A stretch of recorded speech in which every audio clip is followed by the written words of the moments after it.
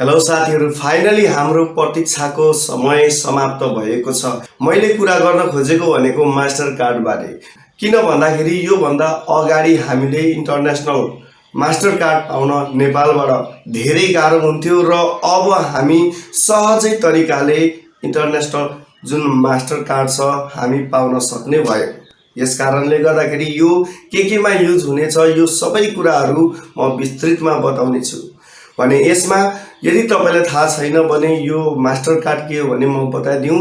जुन master card बिना हामी जति पनि इन्टरनेशनल लेभलका चाहे सर्भिसहरू होस् या प्रोडक्टहरू पर्चेज गर्नको लागि धेरै गाह्रो हुनेछ। अब यो मास्टर कार्डको मार्फतबाट हामी धेरै कुराहरू जस्तो अहिले युवाहरूमा धेरै नै गेमिङको कुराहरू क्रेज छ र यसमा तपाईको टपअप गर्नको लागि डायमन्डहरू पाउनको लागि र त्यसैगरी तपाई यता सोशल मिडियाको मार्फतबाट ब्रान्ड बनाउन चाहनुहुन्छ भने त्यसमा धेरै कस्टमरसम्म पुर्याउन चाहनुहुन्छ या धेरै तपाईको ऑडियन्ससम्म पुग्न चाहनुहुन्छ भने पनि तपाई फेसबुकमा एड गर्न सकिन्छ।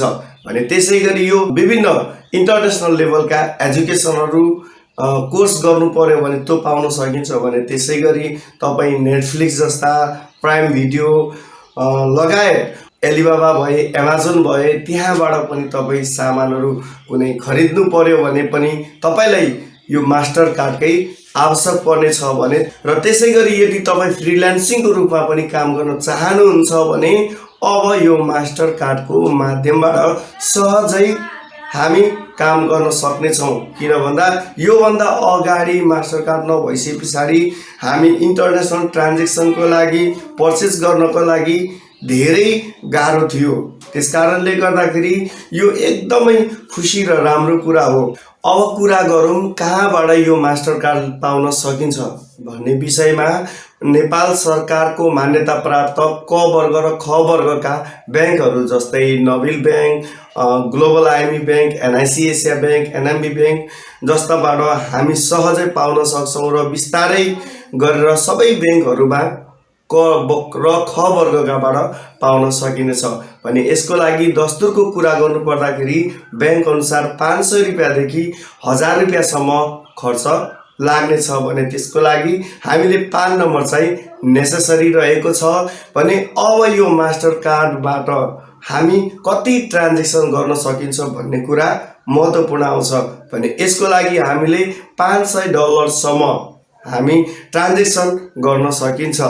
भने फाइनली साथीहरु यही कुराहरू थियो। यो सानो इन्फर्मेटिभ जानकारी तपाईलाई यति नै। भिडियो कस्तो लाग्यो मन पर्यो भने लाइक गरिदिनु होला र यो अब मास्टर कार्ड लिनको लागि तपाई कतिको एक्साइटेड हुनुहुन्छ यो कुरा मलाई तल कमेन्ट बक्समा कमेन्ट गर्न पनि नबिर्सिनु होला।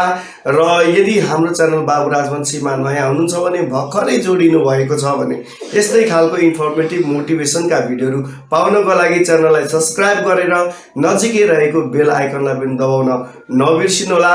र नेक्स्ट भिडियोमा नेक्स्ट टपिक लिएर छिटै नै आउने बाचा गर्दै म पनि बिदा माग्छु। हस्त नमस्ते।